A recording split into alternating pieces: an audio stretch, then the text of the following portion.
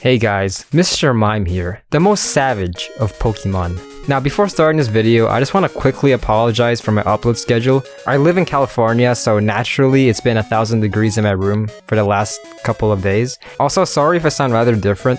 My wisdom tooth is actually coming out and I have a blister on my tongue, so I'm actually in immense pain right now. So throughout this video, just remember that I'm actually in immense pain whenever I talk. Anyways, yes, so with explanations out of the way, let's get right into this video. So Dragon Ball Super has been out for more than 5 years. In those 5 years, we have seen many characters change and adapt. Many characters from Z went through many memorable changes during Super's current lifetime. In a way, some characters ended up being the antithesis of their Dragon Ball Z counterpart. Sure, some fans complain of the lack and sometimes unwelcome changes that Super brought, but there are characters that have changed for the better. In this video, I will be discussing the top 5 characters in which I believe had the best character development in Super. This video will span from the events in the Battle of Gods saga to chapter 62 of the Dragon Ball Super manga. This video will include events only from the anime, with the exception of the Galactic Patrol saga, since during the time of this video, its adaptation in the anime is yet to come.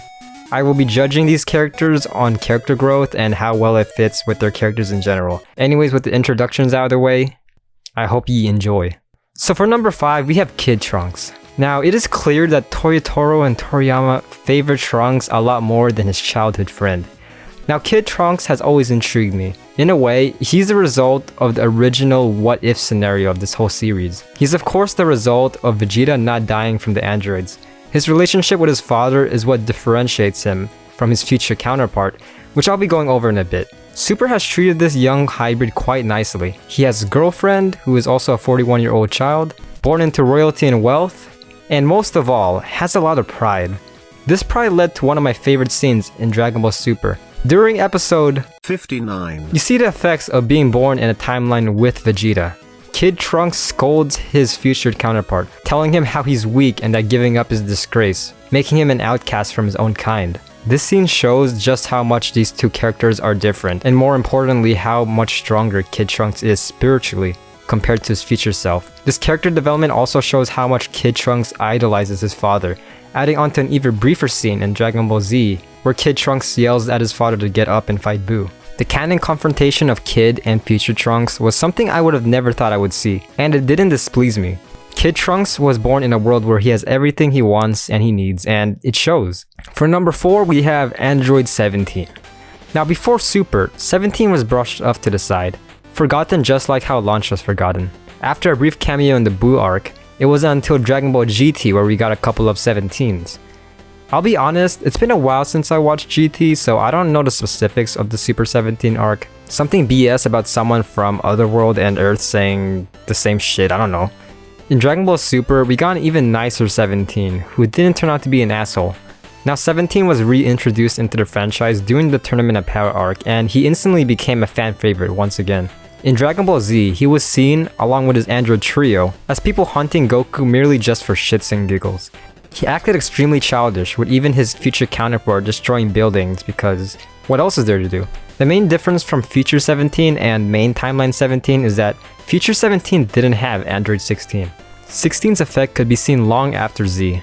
Sure, Gohan may be a bit underwhelming, but 17's whole personality revolves around 16's fate. Although not inherently said, I believe that 16's death caused 17 to change. As far as I know, 17 didn't really show much interest into becoming a park ranger. I believe that 16's death caused 17 to have a change of heart and care for animals, whom of which 16 had loved. The loss of his friend caused 17 to become a park ranger.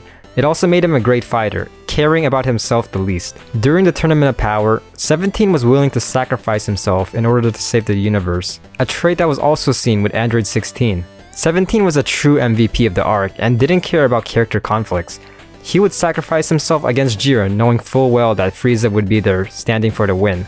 Dragon Ball Super 17 is a simple man, but changed for the good. The death of his friend caused him to care less about himself and more about his friends and family. This may lead on to another video, but I would really like to see a filler episode revolving around 17 and Gohan. For the number 3 spot, I put Future Trunks.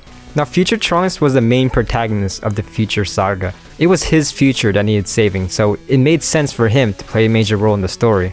During the Cell saga, Trunks was more of a messenger. Sure, he helped Goku recover and also killed Frieza, but as the series went on, you saw more and more how inexperienced he was as a fighter. After his embarrassing fight against Cell, he was pushed back, putting the spotlight towards Goku and Gohan. Sure, he played an important role later on, but that was just him basically just dying. In the end of the saga, Trunks goes back to the future, killing off the threats to his world using a power that he shouldn't have. Dragon Ball Super follows that same Trunks, going back to the main series timeline, once again asking for Goku and Vegeta's help. Trunks didn't go back in time to get stronger.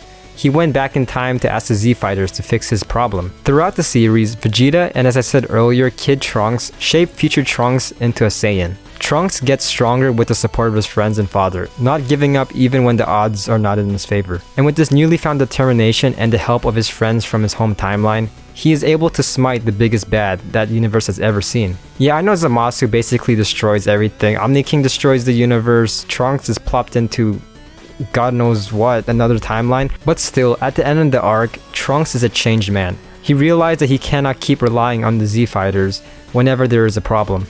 If another problem comes and he needs help, he has friends and family right by his side in his own timeline, and he'll keep training otherwise. After all, there are now two Trunkses in that same universe. This show is starting to look a lot like my Dokkan Battle team. Time to get serious! For number 2, I put everyone's favorite human, Krillin. Now I know what you guys are all thinking. Pax, why would you put Krillin such high on the list? I mean, he's the weakest on this list. And in my defense, Krillin isn't as pathetic as he seems. Sure, he's seen as a weakling, but he's also considered the strongest pure human. Throughout Z, and even in the original Dragon Ball series, Krillin was often defeated and commonly killed. As Z progressed, Krillin eventually had a family and grew distant to fighting. Even still, Krillin threw his life into battle, even sacrificing his life to give his family and friends some time to escape Buu. Although this was futile, the effort was still there. In Super, Krillin is the antithesis of his Z counterpart. He relinquished his role as a fighter, and after all, what's the point? As the series goes on, you can bet that the villains will keep on getting stronger and stronger. This is Krillin's way of thinking until he goes to train with Goku in the filler episode before the Tournament of Power. So in this filler episode, Master Roshi sends the two on a quest to get him that good old Kush. During the quest, the two encounter previous villains and Bulma for some reason. Goku is able to overcome them quickly, however, Krillin on the other hand has a full-on panic attack. Seeing the villains that terrified and even killed him caused his PTSD to pop up. After struggling for a while, Krillin eventually calms down and controls his fears. He's able to focus and in turn become a stronger martial artist. After the event, Krillin gets back into fighting. Fighting not just because of himself, but for his family and friends. Sure, he's not able to take on the main protagonist of the saga, but he's still able to help in some way. Basically confirming that he'll stay relevant in the franchise and that he won't come to obscurity anytime soon. I know I just sound like a flat-out Krillin simp, but I believe that Super treated Krillin fairly. The Buu saga showed Krillin's decline, and Super brought that back up in a believable way. After all, it's better than Gohan's character growth, which is just honestly everywhere. Now before we get to number 1, let's look at some honorable mentions.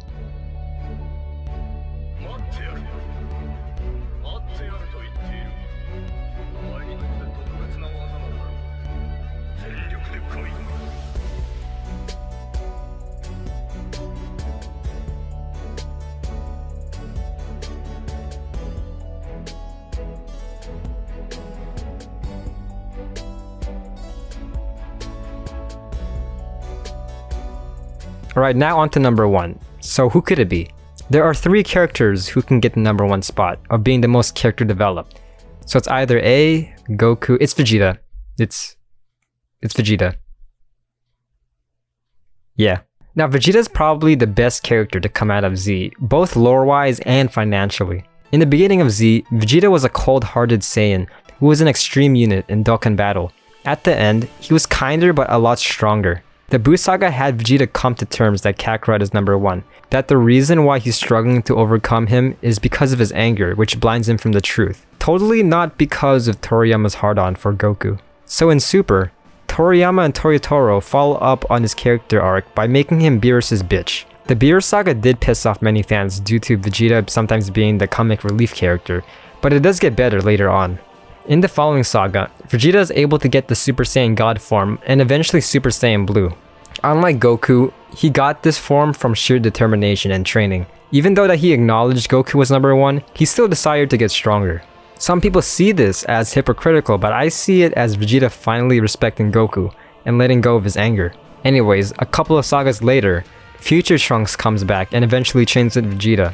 In Super, their relationship is more like father and son, unlike in Z where Vegeta often saw Trunks as a bastard child and shunned him away. Their relationship in Super shows how much more caring Vegeta is towards his son. We then cut to the Tournament of Power where Vegeta once again shows compassion towards Kaba, a Saiyan from another universe. This compassion even leads Vegeta to gain a new form called Super Saiyan Blue Evolution. Vegeta says that he got this form due to his promise to Kaba, but I believe that he goes even deeper than that. I believe the real reason why Vegeta got this form was because he doesn't want to fail another Saiyan race. DBZ Vegeta showed hardly any compassion towards his fellow Saiyans, even killing off his second in command, Comic Relief. Dragon Ball Super Vegeta on the other hand, really just wants to make amends, and shows that he does care for his new Saiyan race, despite many of them being pretty much weaklings and less of a fighting race. His drive to not fail his race causes him to surpass his limits. Now we head to the current final saga, the Galactic Patrol Saga. I'll try not to spoil much since most of you guys probably haven't read the manga yet, which you should since it's debatably better than the anime. So basically, this whole arc favors Goku and Vegeta. There was one scene where Vegeta apologized to the Namekians for what he has done to them. Another scene has Vegeta about to kill off the big bad of the series. But instead of doing so, he asks Jaco, the Hercule of the series, if he wants him dead or alive. Vegeta in this saga has changed both in spirit and in mind. Heck, even Piccolo, Vegeta's #1 fanboy, explains how much Vegeta has changed as a character. With the exception of Goku, the most static character of the series, Vegeta has the most fan service and character growth out of all the Z characters. So whether you love it or hate it, Super is a show which pushes the story and its characters forward. Unlike GT, which tried to capture the original magic of Dragon Ball Super works on current characters, building upon their status when Z ended, and gave fans lovable and realistic character development. Although many characters have yet to be recognized, I still have high hopes that their time will come later in the franchise. Your father has plans for you. Now, many times, he and I have talked about your future. Talk to my father about my future. My future. So yeah guys, that's the end of the video. I'm actually in a lot of pain right now. I didn't expect it to be this much. If you guys are curious where my blister is, sorry if this kind of grosses you out, but it's literally right where like my teeth usually touches my tongue, and it's not good. It's more painful than my wisdom tooth just coming out. So I really should just stop talking. So hope you guys like this video. Be sure to drop a like. Again, dropping a like and subscribing really helps me out. I'm still growing, trying to get my kind of fan base up and rolling. Anyways, yeah guys, that's the end of this video. I'm getting out of this room because it's about to melt. And I'll see you guys in my next video. Peace.